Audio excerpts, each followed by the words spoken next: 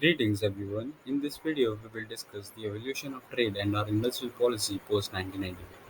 1991 is the watershed year in India's economic history. Our foreign exchange reached the lowest and we began a series of continuing reforms in trade.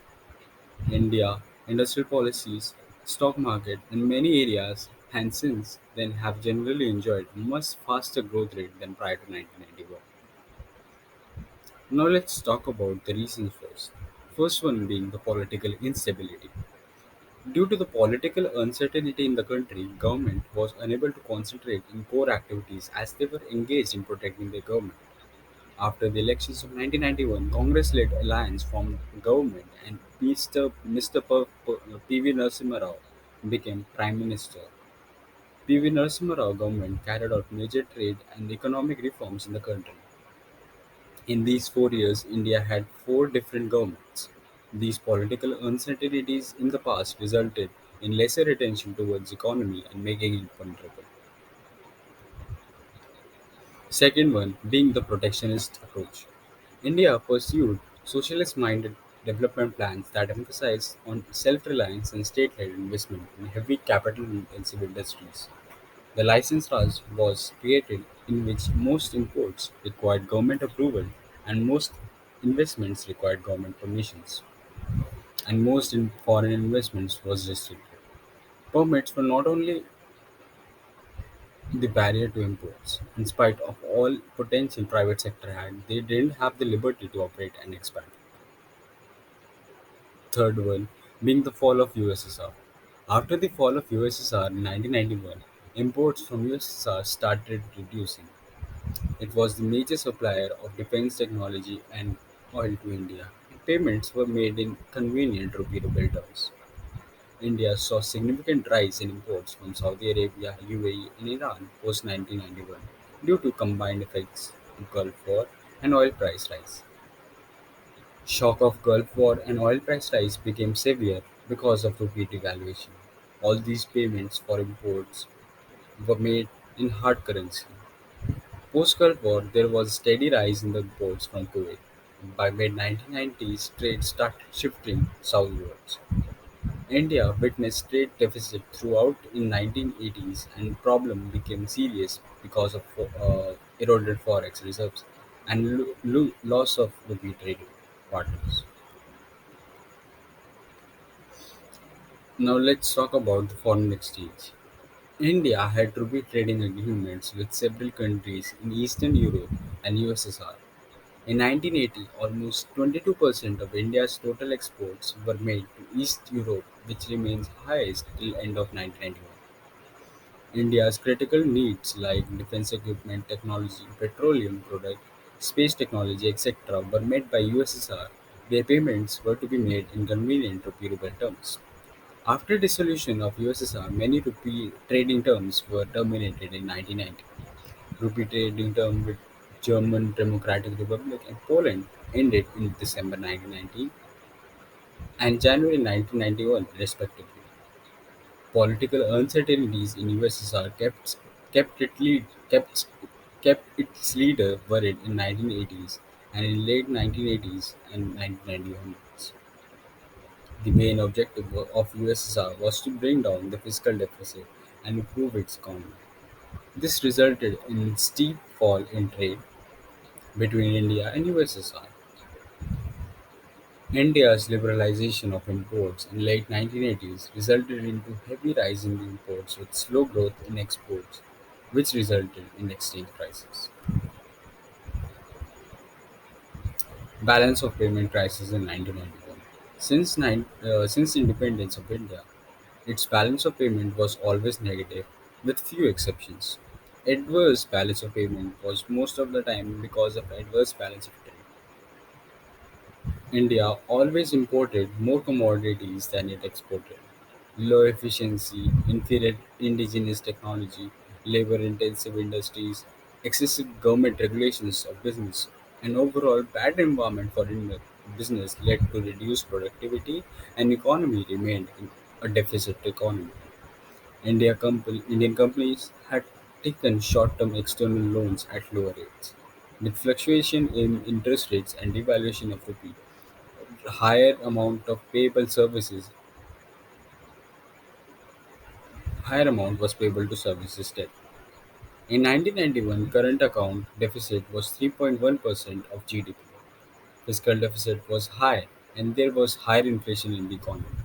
Several credit rating agencies downgraded India's credit rating. S&P downgraded India's sovereign rating to junk status in May 1991. Because of this, generating more loan became very difficult. When attempts were made to raise foreign exchange from International Monetary Fund, they instead insisted on changing economic policies initially and were not initially ready to provide sufficient assistance without economic reforms. Whereas international financial institutions and banks were not willing to lend India because of its low credit rating witnessed 1991 also witnessed lowest foreign investor confidence and foreign investments were lowest in 1991. Deposits kept by non-residents Indian suddenly started moving out of the country in March 1991 from India. Non-residents Indian were losing confidence on India because of media coverages on falling forex exchange, rising fiscal deficit, high inflation, and so these deposits started moving out of the country in 1991, contributing to further reduction of foreign currency assets. Now, let's talk about the quantitative restrictions. Before we discuss the reforms, let's discuss about quantitative restrictions that used to be imposed before economic reforms. Quantitative restrictions were selective in the sense that specified ceiling limits were different from the imports of different items depending on perceived importance in the development strategy. For the imposing of import restrictions, policy imported goods were categorized into different categories. Such were non-permissible goods belonging to this category were totally banned as regard to foreign trade. Limited permissible goods belonging to this category were permissible for trade with mandatory certification from agencies such as DGTT and mandatory clearance from Chief Controller of Import and Exports. Then we had automatic permissible and open general list. Open general list be included goods belonging to this category were permissible for foreign trade without mandatory certification and without mandatory clearance from Chief Controller of Imports and Exports. Now, the efforts to bringing reforms were evident from a very long time. The new phase of liberalization began in 1976 with the reintroduction to open general licensing list, which had been a part of original wartime regime, but had some defunct as control were tightened in the wake of 1966 devaluation. The system operated on positive list basis unless an item was on OGL list. Its, importa- its importation required a license from Ministry of Commerce. Inclusion on the OGL list did not necessarily mean that good could be imported freely. However, since the importers usually had to be actual users and in case machinery imports could be subject to clearance from industry licensing authority if the sector in which the machinery was to be employed was subject to industrial licensing. Upon its introduction in 1976, the OGL list contained only 79 capital goods items. By April 1988, it expanded over 1,170 capital goods items and 949 intermediate inputs.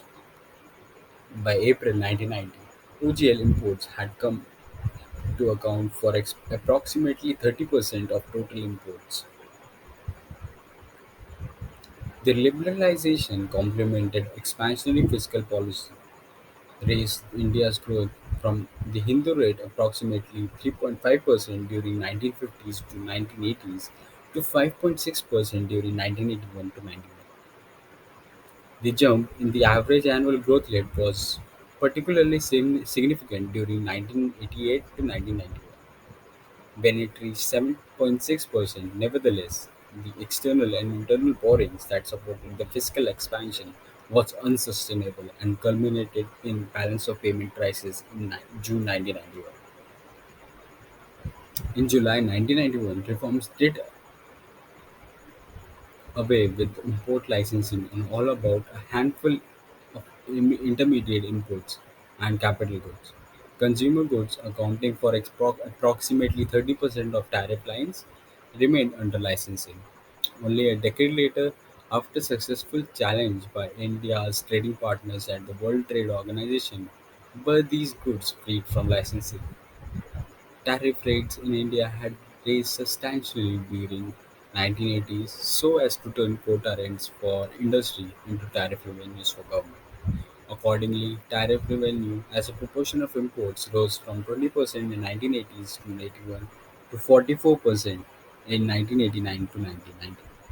In 1990-1991, the highest tariff rate stood at 335%, the simple average of tariff rates at 113%, and the import weighted average of tariff rates at 87%.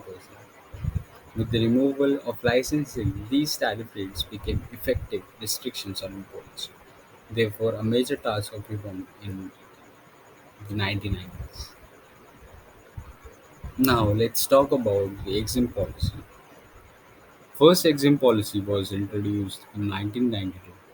The foreign trade policy reforms of 1991 were mainly focused on liberalization, privatization, and globalization. Under this purview, the government of India for the first time introduced 5-year export-import policy on April 1, 1992 to dismantle various protectionist and regulatory policies and to accelerate India's transition towards a globally oriented economy. Following were the features. In the continuation to the Exim Policy 1992 to 1997, second Exim Policy, which was from 1997, was introduced in order to further carry forward the process of liberalization by deregulating and simplifying procedures and removing quantitative restrictions in phased manner.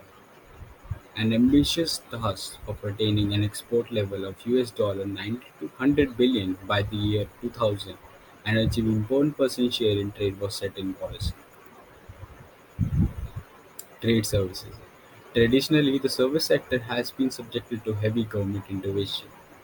This public sector presence has been conspicuous of key sectors of insurance, banking, and telecommunication.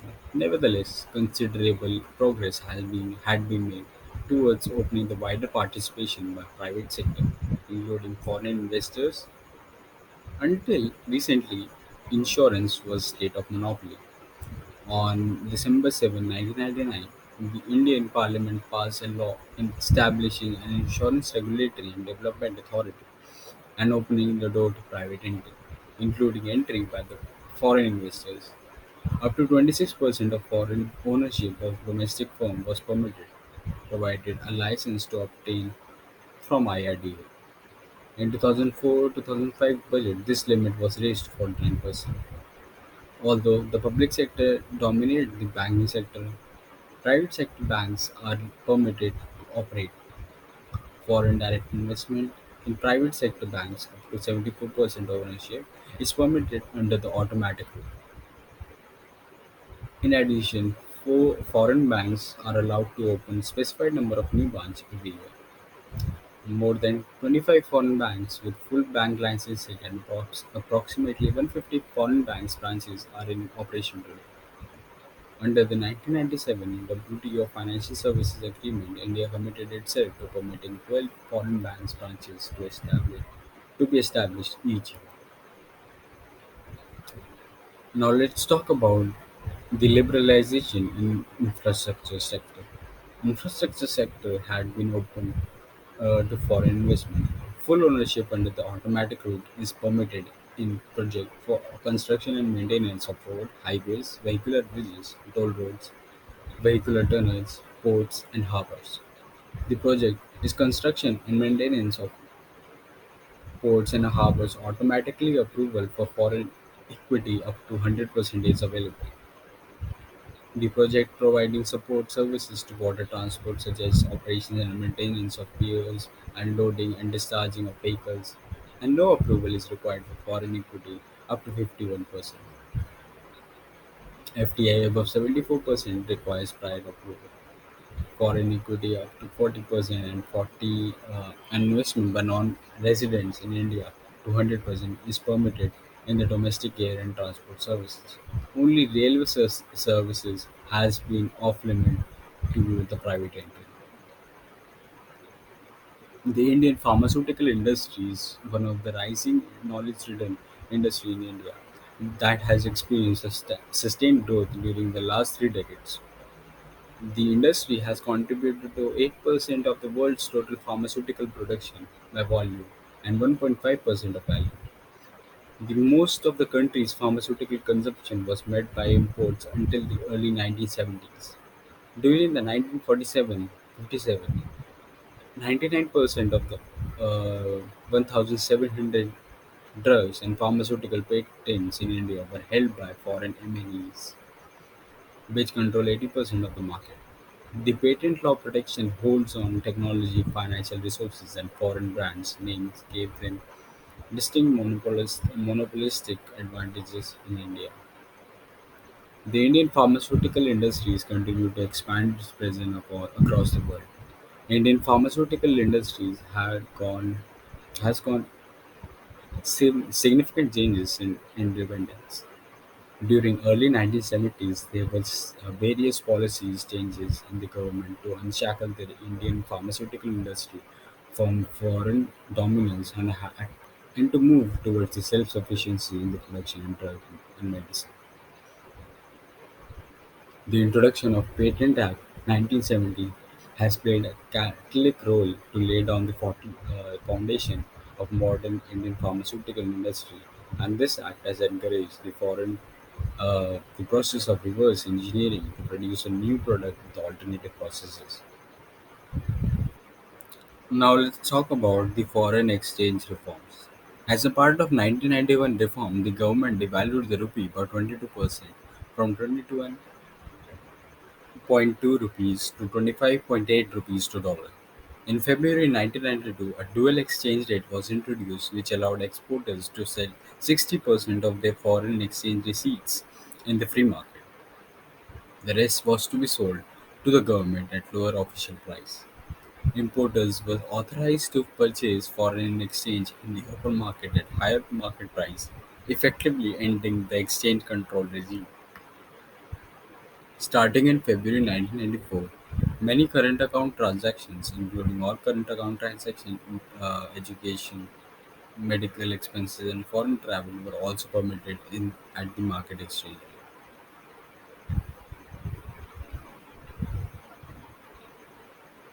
Composition of trade. Services exports have grown more rapidly than merchandise export. The share of services in the total exports of goods and services rose from 19.6% in 1990 to 29.6% in 2000. At the relatively broad level of aggregation shown, the commodity and composition of the India's trade has changed only modestly. During the 1990 to 2002, the share of manufacturers in the total commodity exports remained unchanged at approximately 75%. Within manufacturers, within manufacturers, the sectors that have rapidly grown more than average for all merchandise export is the capital and skilled labor intensive sectors, including capital allied products and engineering products. Within the former category, drugs and other pharmaceuticals and fine chemical have done especially well. Within engineering, goods, automobiles, and auto parts have lately shown impressive growth. The key unskilled labor-intensive sector has grown at best at the average pace of all merchandise export. On the import side, perhaps the most remarkable observation is that the share of capital goods imports declined drastically during the 1990s. From 29.5% in 1987 to 88, this share fell to 18.1% in 2001. In the part this decline reflects a bias in liberalization in 1980s in favor of capital goods over intermediate imports, whereas the 1990 both capital and intermediate goods but not consumer goods were freed from licensing. But the decline also reflects the general slowdown in private investment activity during 1990s relative to late 1980s. On the invisible account, two key items that have shown a very rapid growth are remittances from the Indian residing overseas and software exports. Software exports, including the business process outsourcing, accounts for the greater part of the growth in the miscellaneous category during the 1990s. Software exports have risen from $7.6 billion in 2001 to $9.6 billion in 2002. Interestingly, a substantial part of the growth remittances has also come from the software industry, since these remittances include the repatriation re- of earnings of temporary Indian workers in the United States, mainly H-1B visa holders. This component rose from $2.1 billion in 1990 to $12.2 billion in 2001. The composition of India's services exports comprises travel, transportation, insurance, GNIE, government services not included elsewhere, and miscellaneous services have annual compound growth rate of 11.22%, 13.69%, 14.85%, 14.29%, and 21.51% respectively during 1990 2014. Overall growth rate of total services in 70 is 17.41%. The major driver of sustained year-on-year growth rates registered by aggregate Indian exportable services has have been earnings from travel, transportation, and miscellaneous services, which accounts for both software and non-software services. Non-software services under miscellaneous receipts recorded a fall in year-on-year growth rate. Communication business and financial services were the major contributors to the decline in software services. Business, communication, and financial services record negative growth rates in 2014 and 15. This slowdown is the result of banking, financial services, and insurance sector being at the core of global economic slowdown. However, services such as construction, news agency, royalties, copyrights, and license fees, and personal cultural recreation services registered year-on-year growth rates in the software category. Exports to OPEC. India had relatively old trade connections with the Organization of Petroleum Exporting Countries. In 1950s, it was India's turn to be placed in a more advantageous position where it had to offer to the countries than to buy them. The CGR of India's exports to OPEC is found to be only 0.6% during the pre-reform period, but it is found to be much greater, 20.5% during the post-reform period. The exports to Eastern Europe countries. The CGR of India's export to Eastern Europe is found to be only 3.6% during pre-reform, but improved slightly during post-reform era and rose to 5% in this period. This implies that India's export to Eastern Europe witnessed a turnaround. During post-reform period, mainly due to the new institutional arrangements set up to improve the bilateral economic relations, in addition to sharp increase in exports to Eastern Europe was associated with the repayment of technical credits as trade agreements which govern trade with countries to a close.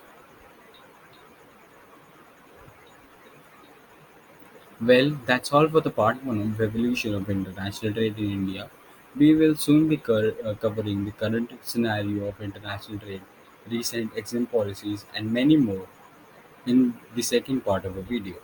Thank you for watching the video. Please consider liking and subscribing to our channel to get recent updates.